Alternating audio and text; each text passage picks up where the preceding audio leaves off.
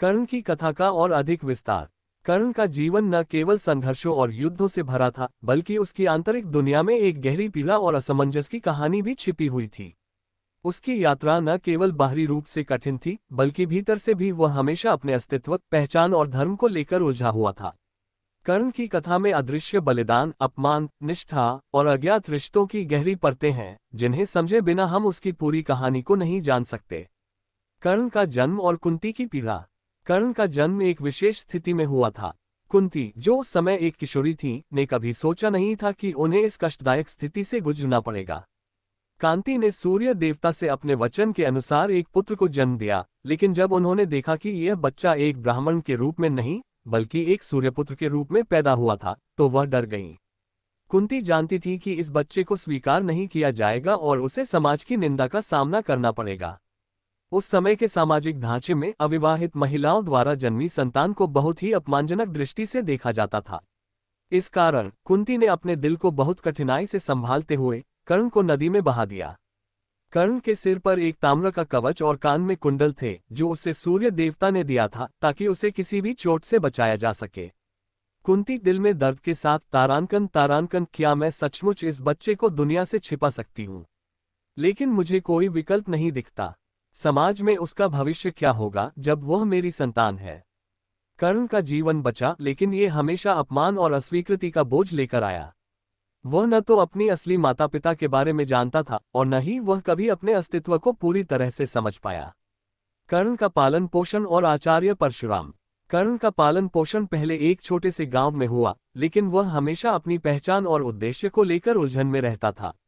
उसका जीवन तब बदल गया जब वह एक महान गुरु, आचार्य परशुराम से मिला। परशुराम, जो कि एक ब्राह्मण थे और युद्ध के महान विशेषज्ञ थे, ने कर्ण को अपनी शिक्षा दी। परशुराम ने कर्ण को न केवल अस्त्र शस्त्र की कला सिखाई, बल्कि उसे जीवन के गहरे सिद्धांतों का पालन करने की भी प्रेरणा दी। हालांकि परशुराम ने कभी यह नहीं जाना कि कर्ण असल में सूर्यपुत्र था। एक दिन कर्ण ने परशुराम को धोखा दिया, जो कि एक ब्राह्मण के रूप में उसे सम्मान दे रहे थे, और उसे छिपाया कि वह एक क्षत्रिय था। कर्ण सोचते हुए, क्या मैं सचमुच इस धोखे को धो सकता हूँ? लेकिन गुरुजी से शिक्षा प्राप्त करने के लिए ये छिपाना जरूरी था। जब आचार्य परशुराम को ये सत्य पता चला, तो उनका क्रोध कर्ण पर फूट पड़ा। उन्होंने कर्ण को शाप दिया कि वह जब भी अपनी पूरी शक्ति का उपयोग करेगा, उसकी पीठ में असहनीय दर्द होगा। ये शाप कर्ण के जीवन में एक दुखद मोड़ बन गया। कर्ण और दुर्योधन की मित्रता।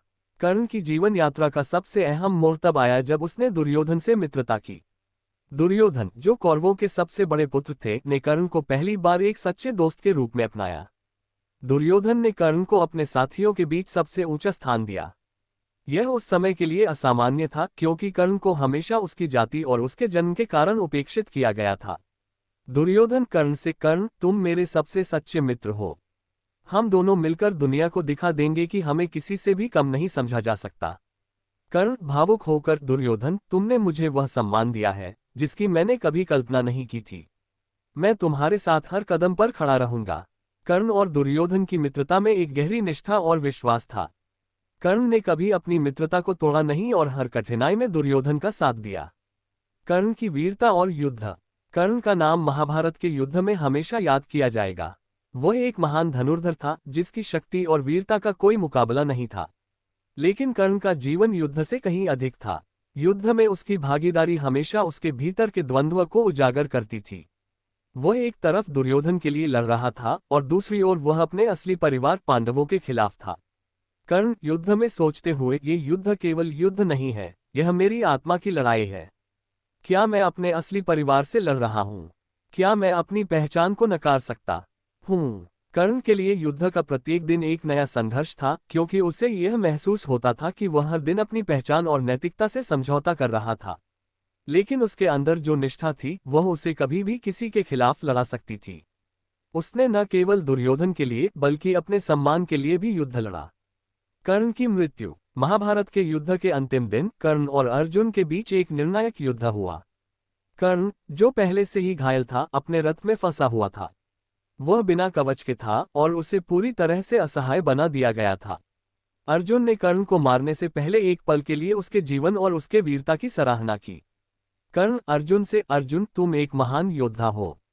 मैंने जीवन भर युद्ध किया, लेकिन कभी नहीं सोचा कि ये दिन आएगा। तुम्हारी विजय में कोई शक नहीं। अर्जुन दुख के साथ, कर्ण, मैं तुम्हें नफरत नहीं करता। तुम एक महान योद्धा थे, लेकिन ये युद्ध धर्म का था और मुझे अपने धर्म का पालन करना था। कर्ण की मृत्यु महाभारत के युद्ध में एक दुखद घटना थी, लेकिन उसकी वीरता और बलिदान को हमेशा याद किया जाएगा। उसकी पूरी यात्रा ये सिद्ध करती है कि एक व्यक्ति की पहचान केवल उसके जन्म से नहीं, बल्कि उसके कार्यों, उसकी निष्ठा और उसके द्वारा किए गए बलिदानों से बनती है। कर्ण की विशेषताएं और शोक। कर्ण के जीवन को देखकर यह समझा जा सकता है कि एक महान व्यक्ति का मूल्य केवल उसके शौर्य और साहस में नहीं होता, बल्कि उसके बलिदान, उसके सिद्धांतों और उसकी निष्ठा में भी होता है। कर्ण का जीवन इस बात का प्रतीक है कि सच्चा सम्मान बाहरी रूप से नहीं, बल्कि भीतर से आता है। कर्ण के मृत्युपरांत पांडवों ने उसे सम्मान दिया और उसे सच्चा वीर माना। कृष्ण ने भी कर्ण की वीरता की सराहना की और कहा कि वह एक महान योद्धा था, जो कभी अपने सिद्धांतों से पीछे नहीं हटा। कृष्ण कर्ण के बारे में, कर्ण, तुम न केवल महान योद्धा थे, बल्कि तुमने अपने जीवन के हर क्षण में साहस और नैतिकता को बनाए रखा। तुम्हारी वीरता हमेशा याद की जाएगी। कर्ण का जीवन हमें ये सिखाता है कि हम सभी को अपनी पहचान, अपने सिद्धांतों और अपनी आत्मगरिमा को बनाए रखना चाहिए, चाहे परिस्थितियां जैसी भी हों। कर्ण का जीवन एक प्रेरणा है, जो बताता है कि धर्म, निष्ठा और बलिदान के साथ जीना ही असली वीरता है।